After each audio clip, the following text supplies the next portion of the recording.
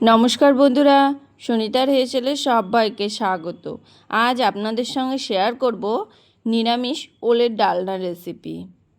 খুব সহজ পদ্ধতিতে আর ঘরোয়া কিছু উপকরণ দিয়েই এই ওলের ডালনা তৈরি করে দেখাবো। চলুন তাহলে রেসিপিটি শুরু করা যাক। এখানে দেখুন, আমি ওলের ডালনা তৈরি করার জন্য এখানে আমি ওলগুলোকে খুব ভালো করে খোসা ছাড়িয়ে একটু ছোট টুকরো করে কেটে নিয়েছি। সঙ্গে নিয়ে নিয়েছি কয়েকটা আলু। এই ওল আর আলুটাকে কিন্তু খুব ভালো করে ধুয়ে জল ঝরিয়ে নিয়েছি। এবার ওভেনে একটা কড়াই বসিয়ে দিয়েছি, তাতে দিয়ে দিয়েছি পরিমাণ মতো জল। জলের মধ্যে দিয়ে দেব হাফ চামচ পরিমাণে লবণ আর সামান্য একটু হলুদ গুঁড়ো। লবণ আর হলুদ গুঁড়ো দেওয়ার পরে খুব ভালো করে একটু মিশিয়ে নিয়ে এর মধ্যে কেটে রাখা ওল আর আলুর টুকরোগুলোকে দিয়ে দেব। একটু সেদ্ধ করে নেব, তাহলে ওল রান্না করতে খুবই কম সময় লাগবে আর খেতেও কিন্তু খুব ভালো হবে। ওলের যে একটা কষ আছে, সেই কষটাও কিন্তু বেরিয়ে যাবে, তাহলে তরকারিটা কিন্তু কালো হবে না। এইভাবে আমি ঢাকা দিয়ে প্রায় 7 থেকে 8 মিনিট মতো একটু ভাপিয়ে নেব। দেখুন, প্রায় 8 মিনিট পরে ফিরে এসেছি। 8 থেকে 10 মিনিট পরে এখানে ওল আর আলু কিন্তু আমাদের মোটামুটি সিদ্ধ হয়ে গেছে। আমি একবারে কিন্তু গলিয়ে নেইনি, হালকা একটু শক্ত আছে, সেই শক্ত অবস্থাতেই আমি কিন্তু নামিয়ে নেব। রান্না করতে করতে বাকিটা কিন্তু সেদ্ধ হয়ে যাবে। এবার আমি একটা ছাঁকনির সাহায্যে ওল আর আলুগুলোকে কিন্তু জল ঝরিয়ে তুলে নিয়েছি। ওই একই কড়াইতেই দিয়ে দিয়েছি পরিমাণ মতো সর্ষের তেল। এখানে আমি 3 টেবিল চামচ পরিমাণে সর্ষের তেল ব্যবহার করেছি। দিয়ে দিয়েছি ফোড়ন হিসাবে গোটা জিরে, দিয়ে দেব তেজপাতা। খুব ভালো করে ফোড়নটাকে একটু ভেজে নেব।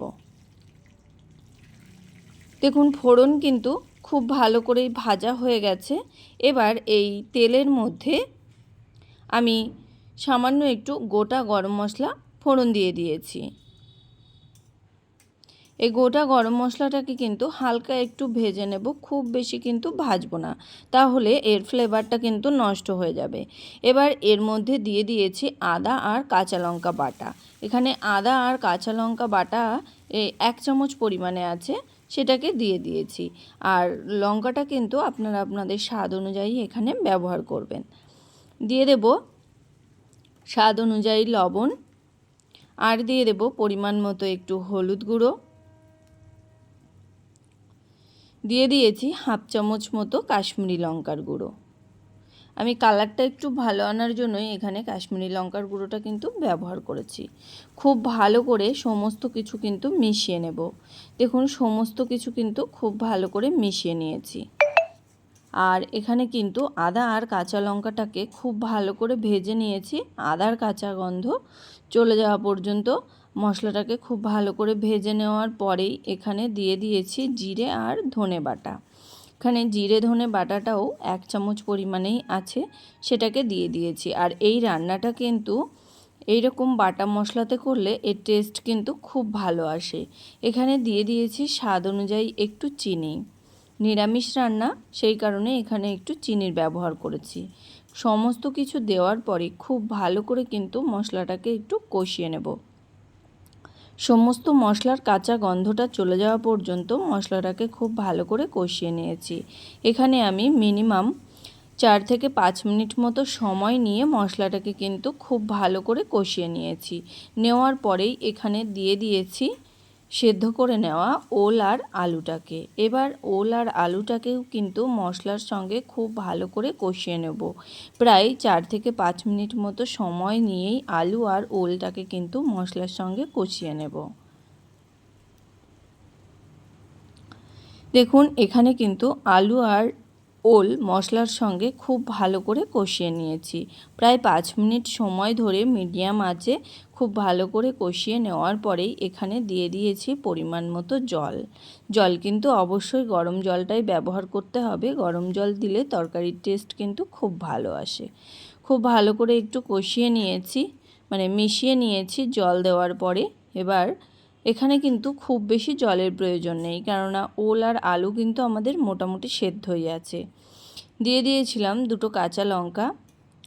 দেওয়ার পরে কিন্তু তরকারিটাকে আমি প্রায় 7 থেকে 8 মিনিট মতো একটু ফুটিয়ে নিয়েছি। এবার এর মধ্যে দিয়ে দেব সামান্য একটু গরম মশলার গুঁড়ো, দিয়ে দেব হাফ চামচ মতো ঘি। এবার এই ঘি আর গরম মশলাটা খুব ভালো করে তরকারির সঙ্গে মিশিয়ে নিয়ে আমি আরও 2 থেকে 3 মিনিট একটু ফুটিয়ে নিলেই কিন্তু তৈরি হয়ে যাবে আমাদের নিরামিষ ওলের ডালনা। এটা কিন্তু যে কোনো নিরামিষের দিনে বানালে আর কোনো তরকারি লাগবে না, এটা দিয়েই কিন্তু সম্পূর্ণ ভাতটা খাওয়া হয়ে যাবে। আর এটা যতটাই সুস্বাদু, বানানো কিন্তু ততটাই সোজা। ঘরে থাকা মাত্র কয়েকটা উপকরণ দিয়েই কিন্তু তৈরি হয়ে যাবে এই রকম সুস্বাদু ওলের ডালনা। তাহলে বন্ধুরা, আমার এই ওলের ডালনার রেসিপি আপনাদের কেমন লাগলো অবশ্যই কিন্তু কমেন্ট করে জানাবেন। যদি ভালো লেগে থাকে তাহলে একটা লাইক করবেন আর সাবস্ক্রাইব করে পাশে থাকার অনুরোধ রইল। আজকের মতো এই পর্যন্তই, আবার দেখা হবে নতুন কোনো রেসিপি নিয়ে। ভালো থাকবেন, সুস্থ থাকবেন, ধন্যবাদ।